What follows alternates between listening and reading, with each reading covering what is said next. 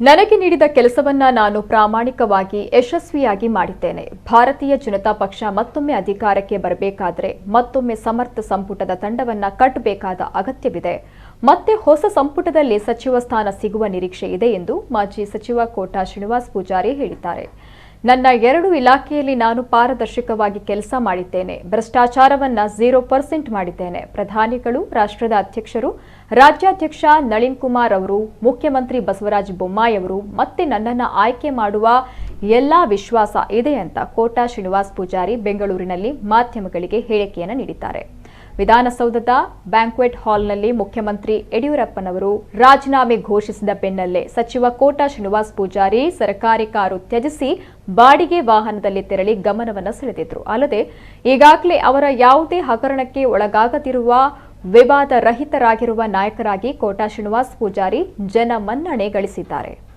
ಯಾರು ಮಂತ್ರಿಗಳಾಗಬೇಕು ಅಂತೇಳಿ ಮಂತ್ರಿಗಳು ಆದವರು ನಿರ್ಧಾರ ಮಾಡಲಿಕ್ಕೆ ಆಗುವುದಿಲ್ಲ.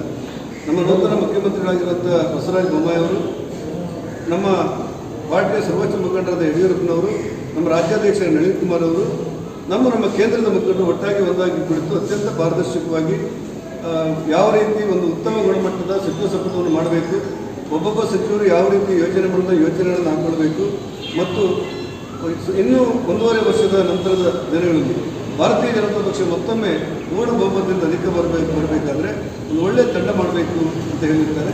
ಸಾಮಾಜಿಕ ನ್ಯಾಯದ ಕಲ್ಪನೆಯನ್ನು ಇಟ್ಟುಕೊಂಡು ಒಂದು ಉತ್ತಮ ತಂಡವನ್ನು ನಮ್ಮ ರಾಜ್ಯಾಧ್ಯಕ್ಷ ನಳಿನ್ ಕುಮಾರ್ ಅವರು ನಮ್ಮ ತಂಡ ಮಾಡುತ್ತೆ.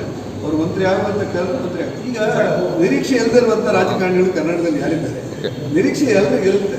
ಯಡಿಯೂರಪ್ಪನವರು ಸಚಿವ ಸಂಪುಟದಲ್ಲಿ ನನ್ನಂಥ ಸಾಮಾನ್ಯ ಕಾರ್ಯಕರ್ತರನ್ನ ಕರೆದು ಮಂತ್ರಿ ಮಾಡಿದ ಹಿನ್ನೆಲೆಯಲ್ಲಿ ನನ್ನ ಎರಡೂ ಇಲಾಖೆಯಲ್ಲಿ ಯಾವುದೇ ಪಾರದರ್ಶಕವಾದಂಥ ಆಡಳಿತ, ಅತ್ಯಂತ ಹೆಮ್ಮೆಯಿಂದ ಹೇಳ್ತೇನೆ, 2 ಇಲಾಖೆಯಲ್ಲಿ ಭ್ರಷ್ಟಾಚಾರ 0% ಗಳಿಸಿದ್ದೇನೆ ಅನ್ನುವಂಥ ಧೈರ್ಯ ಇದೆ ನನಗೆ. ಆ ಹಿನ್ನೆಲೆಯಲ್ಲಿ ನಾನು ಅನಿಸುತ್ತೆ ನನ್ನ ಮುಖಂಡರು, ನನ್ನ ಮುಖ್ಯಮಂತ್ರಿಗಳು, ನನ್ನ ಕೇಂದ್ರದ ನಾಯಕರು ನಳಿನ್ ಕುಮಾರ್ ಅವರು, ನಮ್ಮ ನಡ್ಡಾರವರು, ನಮ್ಮ ಬೊಮ್ಮಾಯಿ ಸಾಹೇಬರು, ಯಡಿಯೂರಪ್ಪನವರು ಎಲ್ಲರೂ ಒಟ್ಟಾಗಿ ಮತ್ತೊಮ್ಮೆ ಏನು ಕರ್ತವ್ಯವನ್ನು ನಿರ್ವಹಿಸಲು ಅಂತ ಹೇಳಿದ್ರೆ ಹೆಮ್ಮೆಯಿಂದ ಕೆಲಸ ಮಾಡ್ತಾರೆ.